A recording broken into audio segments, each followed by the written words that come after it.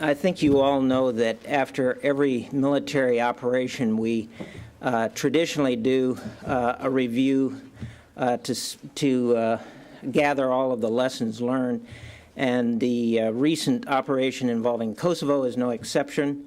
The Secretary has designated Deputy Secretary John Hamre and the Vice Chairman General Ralston to oversee this gathering of data.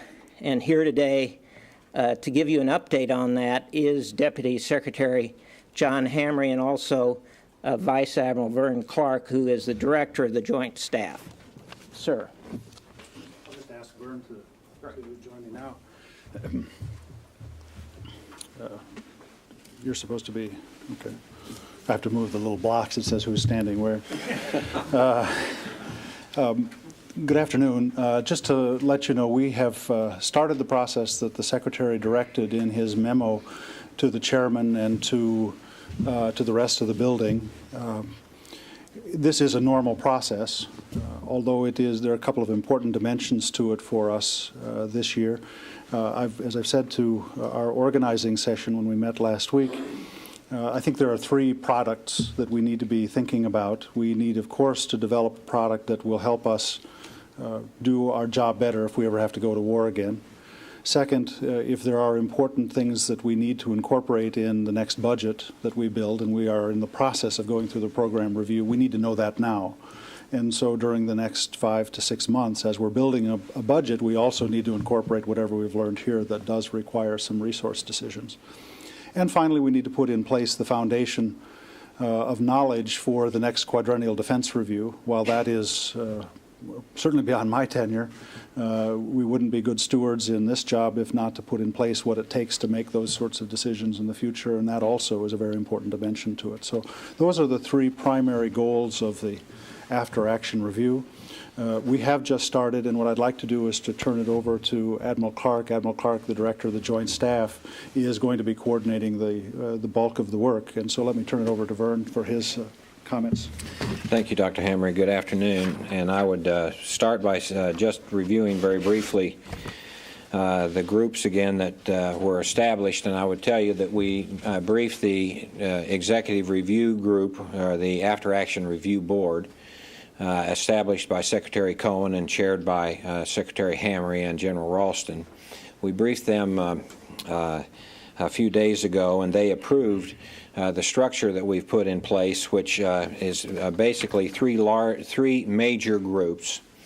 And these three major groups, for those of you who, some of you may have heard this, but let me just say very briefly, a deployment employment group. And there are a number of subsections here, but basically this is getting the force to the field, deploying it, sustaining it, and then the various operations, strike operations, logistics support, precision strike, those kinds of things. And then secondly, the intelligence support for operations, and that area includes obviously intelligence preparation of the battlefield, but then also very important things, subsets like surveillance and reconnaissance issues and those kinds of things. And the third group, alliance and coalition warfare. So the Executive Review Group approved the establishment of that structure. And then what we have been doing at the worker bee level, we have been populating those groups, and each of the sub-elements, those groups are chaired by flag officers, and each then working group under those three major headings, the individuals have been selected to lead those groups, and we have put people on the working groups that represent the services, that represent the joint staff, which by its nature, the joint effort, we want this to be a joint look. Members and players from the Office of the Secretary of Defense, and so that is taking place as we speak.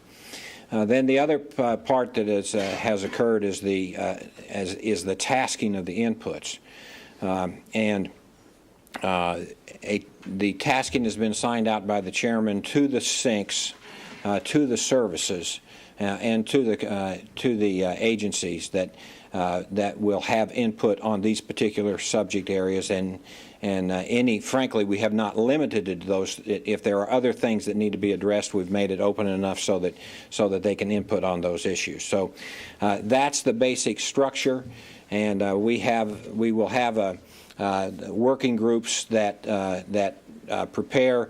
And our task is consolidation. What we expect to have happen, and we looked at this kind of in a matrix way.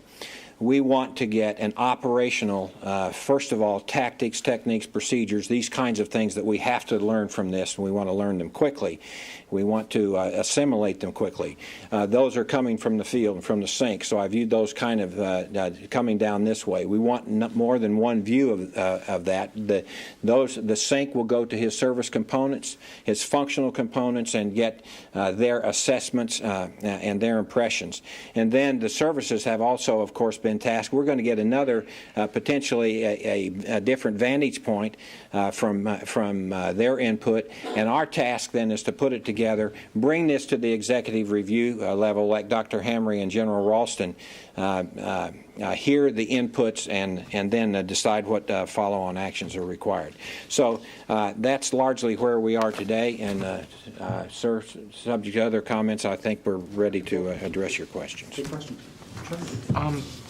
Mr. Secretary, could you tell us, have you all any preliminary figures at all, preliminary figures, estimates, whatever, on how many Serb tanks, APCs, mortars, and all you destroyed in and out of Kosovo in this operation, preliminary? And if you haven't, why not? First of all, I don't think we do have, and I think that's exactly why we needed to have a department-wide process to bring it together, because you get so many facts that are out there. I learned from previous experiences, for example, in Desert Storm, that one set of facts can tend to change over time. So we really have to come together in a systematic way. I have not seen them, and I don't know that you have, and I haven't seen anything come forward. But that'll be one of those things we'll produce as soon as we can. So you just don't have any idea now? I do not, but...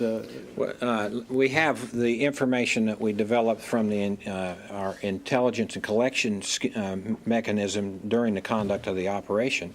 That's always subject to, that's never perfect knowledge. You know, it's what you get from your sensors and from overhead and from pilot reports and so forth. That information was, some of that was shared in broad terms with you by Admiral Wilson. We do not have information further to that at this time, and when you couldn't get information further to that without people on the ground, and of course some of that will develop in the future. Secretary, how are you going about data collection on the ground? Is the executive review group laying out what data you want collected and how it should be collected, or are you leaving that to the will of the sinks or the services? Our principal focus isn't to go, if that's tied back to the last question, is not to go and get into that particular counting mechanism, but our principal focus here is learning the operational lessons, interoperability issues. I mentioned tactics, techniques, procedures. Those are at the tactical and operational level of war. This input starts. It grows to the strategic level. And in Washington, we are not going to present to Dr. Hamre and General Ralston a lot of tactical level lesson. It will move to a strategic level discussion as it comes here, but the way we're collecting the data is we're utilizing our chain of command and the component structure. It's coming directly from them. And the normal lessons learned process that exists in the Joint Staff. You know, we have the Jules process that already does that. That's how the data is being reported for. But could I follow up on, how can you write anything meaningful or useful about tactics and techniques unless you know what actually worked? And that implies looking at what actually happened on the ground. That the whole, and I don't want to discount, suggest that there will be no knowledge of what occurred on the ground. What we have tasked the SYNC to do is to collect in the time frame that we've given him, get the best information that he can, provide it to us in an assessing kind of a way of what they saw that worked, what didn't work.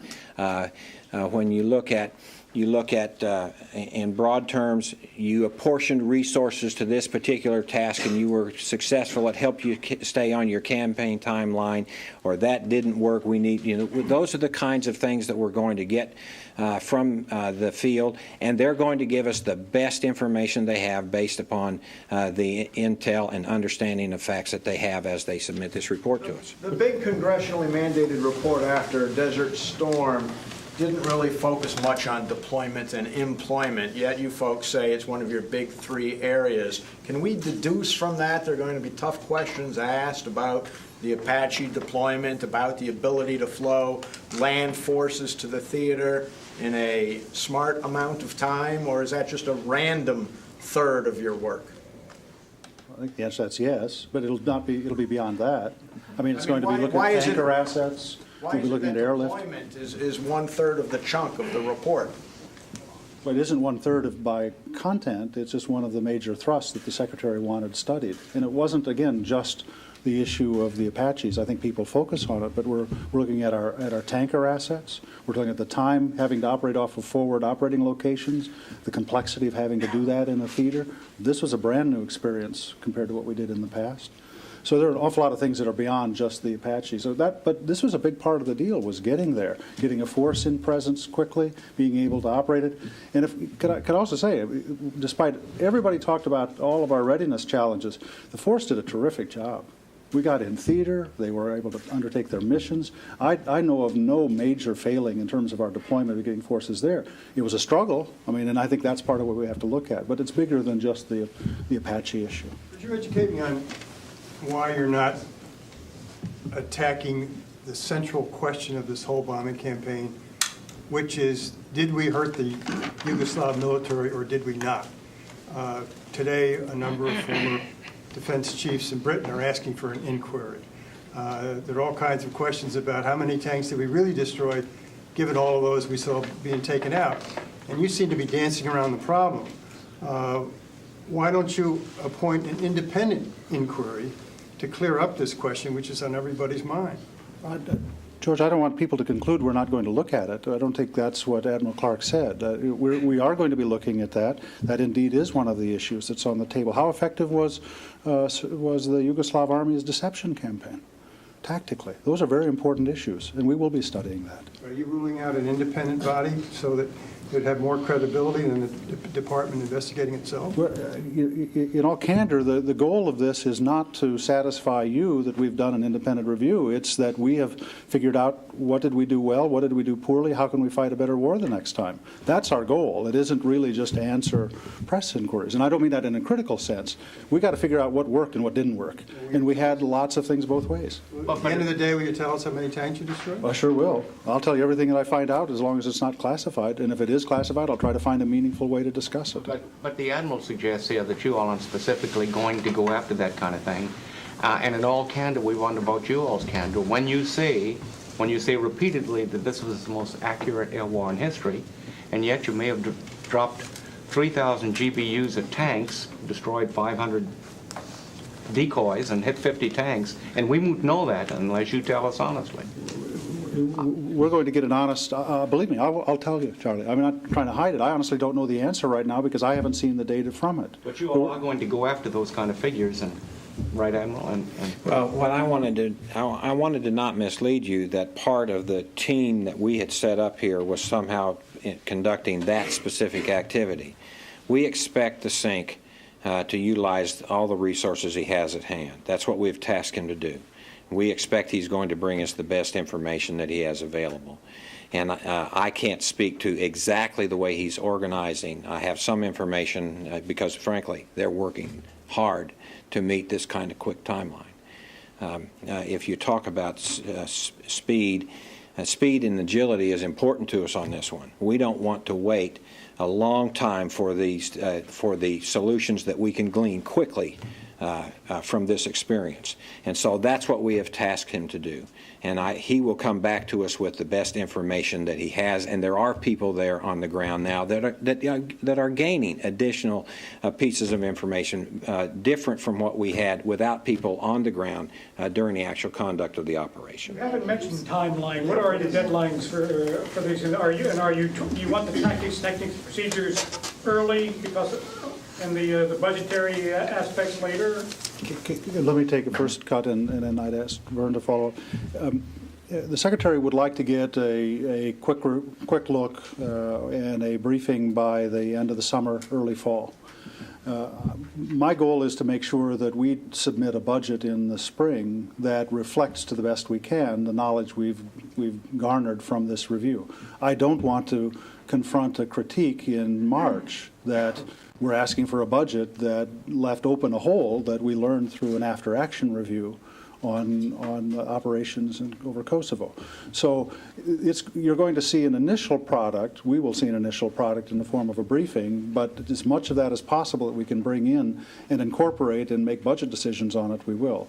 Then there will be a longer-term effort, as I said, that we're going to have that will be used for those who come after me, who will be involved in the next quadrennial defense review. And that, I think, is going to be much more of the detailed kind of questions that historically has been in the middle of after-action reviews. John, will the review look at questions along the lines of, do we need more of certain types of platforms, like an EA-6B replacement, or more F-16CJ airplanes, or more long-range bombers? I think what the review is going to do is not to postulate the answer up front, we need more of this kind of airplane or that kind of airplane, but operationally what happened and what would we have to do in the future and what are alternative ways of getting at that. Now, I don't know that the after-action review will postulate the alternative ways. That's what we'll have to do in the program review, and to the extent we can. Weapons systems, like the Gulf report had write-ups on all the systems. Will there be some kind of write-up per weapon program?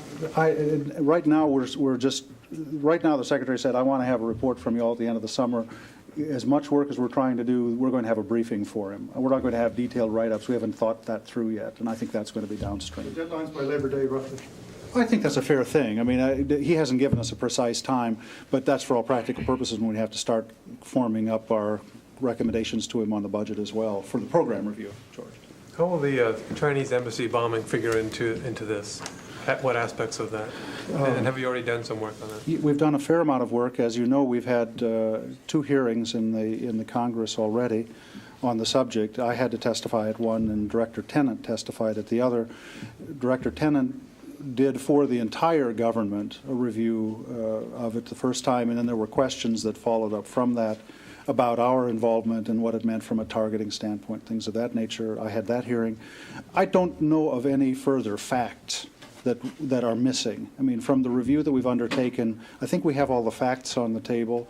Our view, of course, is that this was an accident, a terrible accident, but it was an accident. And it's very clear from the record that it was an accident. It is only one of 30 instances where we had collateral damage. We want to study all 30 of them. So to question, are we looking at data? We're looking at each one of them that we can to try to find out what happened. In this case, as I said, I think we have most of the facts now. And there are definitely some things we're going to have to do about that. I have not had a chance to come back and make recommendations to the Secretary, but that'll be part of the review. So there will be a lessons learned. Oh, absolutely, yeah. Hasn't been. Oh, no, absolutely. And in candor, that's part of the reason why the Secretary wants a quick look, is because he knows questions like that are being raised by members of Congress. We're going to have to answer those questions. Charlie, we're going to have to answer the question you raised. People are going to say, did you hit decoys or did you hit real tanks? We know we're going to have to answer that question. Do you have any assurances from the national intelligence agencies that they're going to be open and candid with their information? You know, that's on the China embassy thing. No, just in general on you know, they're going to be able to answer some of the questions on BDA issues and a lot of other things. But a lot of that information was so compartmentalized after Desert Storm that it never really got thoroughly analyzed. And do you have that problem solved beforehand, or that information at hand? Well, Director Tennant has said he's had full cooperation as we undertake this. I don't personally think there's going to be any problem whatsoever. Now, as to what data is there and can be released, that I don't know yet. We'll just have to, I'll have to figure that out. Now, Vern, do you want to add anything on the intelligence piece? Regarding that, you know that you're going to have to answer questions about one specific incident at the Chinese embassy. If we just look broadly at intelligence about the information you got, the speed with which you got it, and so forth, what other specific problems or areas came up during the course of this campaign that you already know you're going to have to find answers for about how things happened, why they went wrong, and that sort of thing?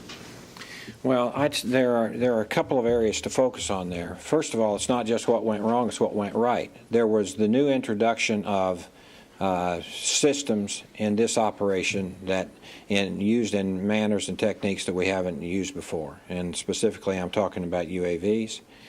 Then I'm talking about how you process that information and how you make it available to the user. And that means, you know, as you look at the progression of war and the introduction of technology, and I'd go back just 10 years, you know, getting information into the cockpit is a huge issue. A lot of improvements have been made. Now you introduce a system like this.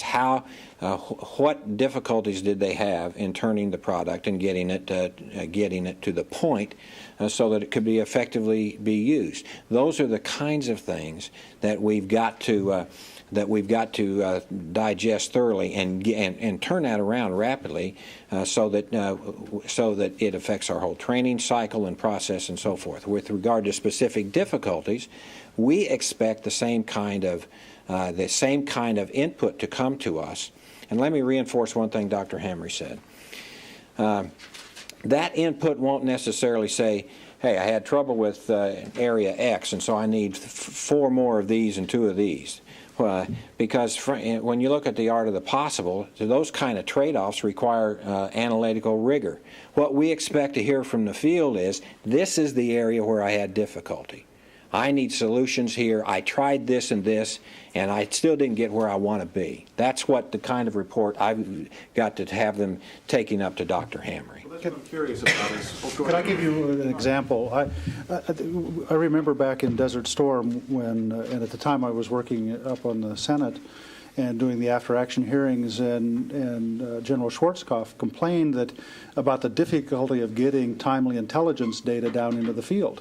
We have spent an enormous amount of work trying to get the national intelligence capabilities transparent to each other and information available down into the field. We think that worked pretty well this time, but we don't know where there were problems. We don't know where there were bottlenecks. That's one of the kind of questions I know I'll want to find out answers to. Yeah, I think there are a fair number of things that we'll want to look into on the intelligence side. Just regarding even finding SERP forces and that kind of thing. I mean, I'm just curious if there are questions you already know. I mean, I understand what you're saying, but if we can get any more specific, for example, in that area, finding tanks, finding artillery, that sort of thing. Or were there not problems that you know of at this point? No, I think that we know that because there have been public discussions about the difficulty of finding them, and because of very concerted deception efforts on the part of the Yugoslav army. Yeah, that's one of those questions we'll have to figure out. I think there are questions, for example, on signals intelligence and queuing and things of that nature. There are a fair number of things as to how do you map out the air defense environment that we were flying against, for example. There are a good number of questions, but I don't have them. I mean, that's part of what can I just say one thing? You want to be very careful not to send out to the entire department all the questions you want answered, because then everybody thinks that's the only thing that's relevant. I mean, there's an awful lot here they would just not report things if they said, well, that isn't one of the questions they've asked, so knock that out. So we're just trying to strike the appropriate balance between getting forward genuine information from the field we don't know, that we wouldn't hear any other way, and focusing it, in this kind of a review. So that's why it's a little ambiguous. Are we going to give them precise questions to answer? I'd argue no. I don't think you want to do that, because you're going to constrain what you're going to hear. At the same time, we want to give them some guidance. Can you say anything at this point about whether you were surprised by the amount of heavy equipment the VJ had in Kosovo? Because you sort of extrapolate from some of the figures that were released right afterwards on June 10th by the chairman, for instance. I think he said there were about 450 artillery pieces destroyed, yet estimates during the war were that they only had about 400 artillery pieces in Kosovo, and that 450 destroyed supposedly represented what they now believe was about half of what was in there, which would be about 900. So was that a surprise? No, I can't I don't have anything in that regard, and that's exactly why you have to have a disciplined review looking at it rather than just the anecdotal reports. I do not know, and you wouldn't want a snap reaction from me because I don't know right now. But we'll try to be forthcoming when we do know it. How about the impact study? Is that going to be a part of it? In other words, there's a lot of unhappiness the way the air war was waged. Are you going to make any attempt to see what had impact on Milosevic and what did not? In other words, did pecking away at his tanks vis-a-vis knocking out power plants, is that going to be part of your assessment? George, it's very hard for us to know what was influential on Milosevic. You know, I mean, we'll try to reconstruct things as best we can. We also have our view of how you would have to fight a war, and it was different fighting as an alliance. You know, I think everybody has talked about that. That is a very different thing for us. And some people would say it was a mistake for us to fight this war the way it was fought. We had to hold this alliance together because the alliance had to be together when it was over so we could go in together and do the peace enforcement. So that's part of the review. But the report that's finally made public, will that have any kind of a judgmental thing about, given the hindsight, if we had waged the air war differently, specifically this way, it would have had more impact? Will we get any kind of a judgmental, big picture? There's only one person's judgment that matters as the Secretary's. He hasn't decided how he will approach that. We will make sure he has all the information, or we'll go out and get further information for him and evaluate it for him. Don't you think that would be of value? You've asked me, are we going to have a report released to the public that goes into that? I'm not going to prejudge the Secretary's judgment What on that. worked, what didn't?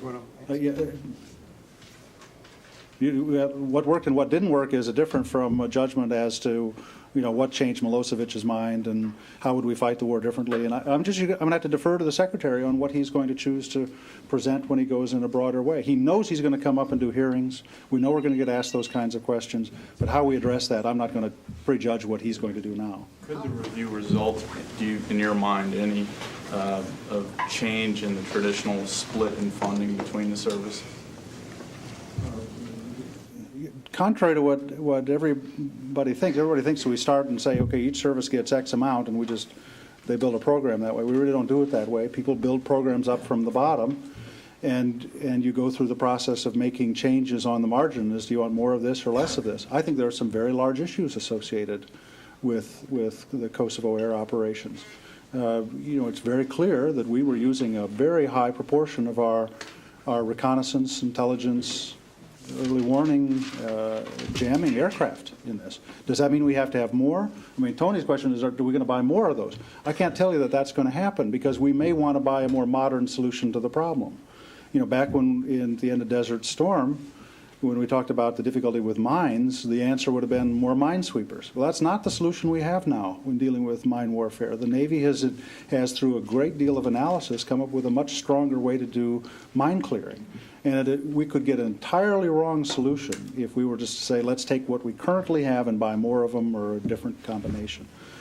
Could it conceivably? Sure, it could. But it's prejudging it without knowing the answers yet. We've got time for about two more. On the strategic issue that you mentioned, that certainly you will look at some strategic aspects of this. How far will that go? I mean, in addition to the coalition warfare, there's even some comments that as a result of Kosovo, the efforts DoD has going in stopping the proliferation of weapons of mass destruction could get worse, given some of the lessons that others will take from it. And as part of that question, how much interface will there be with the State Department, with other agencies of the government, given some of the real strategic issues? The Secretary's direction is for us, for the Department of Defense, to improve our ability to fight a war, to change our resource allocation. So it's largely what we're going to be doing internally. There are larger issues. You know, there's an after-action review that NATO has underway right now. You know, I'm sure that there are discussions going on with the State Department. But our review is how, you know, we fought, I thought, a very good operation. I think the troops did a terrific job. The airmen did a terrific job. We know we can be better. We know that there are places where we can improve, and that's the focus the Secretary wants for this review. About one entirely different question on India and Pakistan conflict. Are you getting briefed on what's going on? Let's just stick to this one. Chris, go. Yeah, you got it. Well, actually, I'd like to shift it slightly if I could also, but there's one of your predecessors, Dr. Deutsch, is chairing a commission taking a look at threats to the United States and has come up with sort of the usual list of suspects of chem, bio, and eroding situation in the former Soviet Union and so on. They've concluded also, apparently, according to reports at least, that they feel that the government is not well organized to respond to this type of situation, and they're recommending a centralized organ to deal with coordination in situations like this one. If I could just get you not to respond necessarily specifically to the report, but generally speaking to this type of threat, are we well prepared for this type of situation? Are we falling behind? Would it be helpful to have a centralized authority for situations like this? And I suppose, importantly, where are we right now when it comes to this sort of threat? First of all, I think the threat is very real.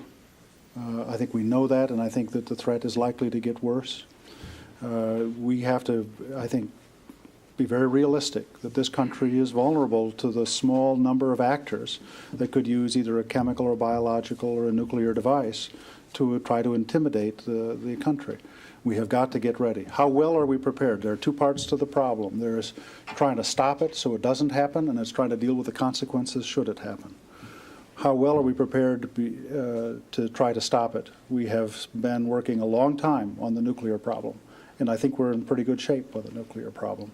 On the chemical and biological problem, that's a good deal harder, and we're not nearly as well prepared for that as we need to be.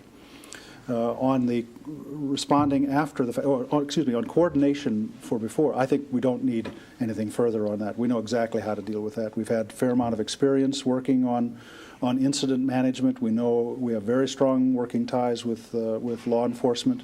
We know how to do that part of the problem. The after the fact consequence management, we're not as well organized as we need to be as a federal government. We need to do a lot better. We, DoD, are only in a supporting role for that process. There are a lot of Americans that are apprehensive about the Department of Defense getting involved in civil defense, as it were, or consequence management. There are people that make movies like Siege that imply that they can't trust their own military. I don't agree with that, but I can understand people are apprehensive. We understand that's a backdrop. Our role is to provide that useful, constructive role for the federal government so that we can respond constructively. And the best thing we can do to both protect civil liberties and to be ready for this event is to start planning and coordinating now in advance. This job belongs squarely with law enforcement, with the Attorney General, and with the Director of FEMA. There isn't any ambiguity about that, and I personally don't think creating yet another czar for this subset of the problem is the right answer. Because as soon as you do that, what part of the law enforcement problem is only a WMD problem? And when is it clear that it's a WMD problem only? If we have an explosion, you don't know if it's a chemical or biological agent was also there. At what point do you say, okay, don't call the Attorney General for this, now call the WMD czar? I don't think that it's feasible to have some other agent who does it. I understand the thinking behind the commission. They would like us more heavily involved. We will be involved, but we will be involved in a supporting role. And I think that's the right thing for the department. How about inside the department? Any changes that you're hoping to make with the way that it's coordinated yes, inside? and Admiral Clark, I'd ask Admiral Clark to speak to this as well. We do need to change some of the way in which we're structured for large-scale incident where it involves civil support. Currently, we have an instrument that does it. It's called the Director of Military Support on the Army staff. But that is an organization that is traditionally, suited to responding to natural disasters and things of that nature. It doesn't have the kind of robust planning capability that we know we're going to need to get ready for larger scale incidences. The Secretary asked the Chairman to tackle this problem. Let me turn it over to Admiral Clark to give you some insights into where we are on that. I won't define the whole organization because the product has not been signed and sent forward, but let me tell you, we are in the final stages of doing that and sending the product for the Chairman will send to the Secretary of Defense. And basically what it seeks to do, the underlying principle is this. How does the department organize so that it can best respond, do exactly what Dr. Hamre said? We need to make sure that our organic and inherent capability is properly postured so that we can operate in a supporting role to the civil institutions that would have the lead in this kind of a challenge. We have organizations that do this as a primary mission. We have other organizations that do this as secondary and alternative missions but have inherent capability.